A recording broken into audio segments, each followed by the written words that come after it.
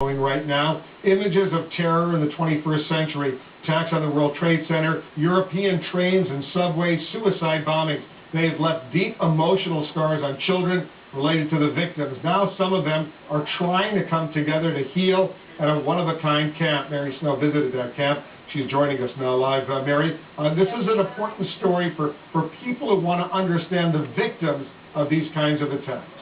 It really is. Well, we met about 4 dozen teenagers, all with very different backgrounds, all touched by terrorism. They met in Pennsylvania this week, coming face to face for the first time. This exercise may appear to have nothing to do with battling terrorism, but for these kids, it's a step toward building trust. They are the children of 9/11, the bombings in Madrid and in London, and victims of terrorism in Israel. Each had a family member killed or seriously wounded. For the first time, they've been brought together in a camp called Project Common Bond. They share the mundane. We all like swimming. And then there's the reason they've traveled to Bryn Mawr, Pennsylvania.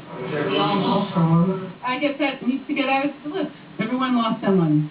Martin Hart was 17 when his father was killed in the London bombings 3 years ago. He left the subway that was attacked, only to be blown up by a suicide bomber on a bus.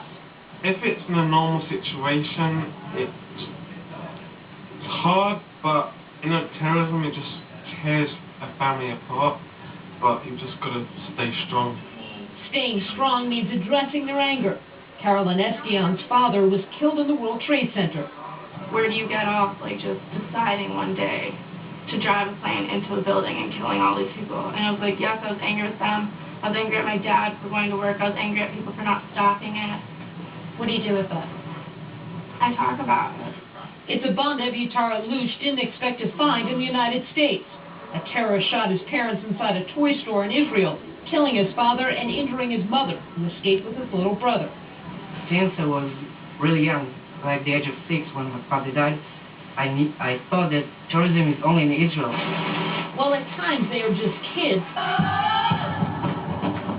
The camp also aims to create a generation of leaders dedicated to fighting terrorism. George Tarr's father was killed by rebels in Liberia's long-running civil war. We have to understand them as well in order to bring peace into our life and into their life as well. Jacob Kimchy, a counselor, considers the camp a form of revenge. We need to look at the terrorists and say, you didn't win. We're together now, and we're going to take it to a better place.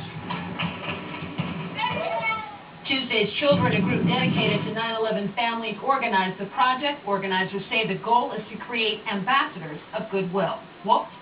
Thanks very much, Mary Snow, with that story. And to our viewers, you're in the Situation Room.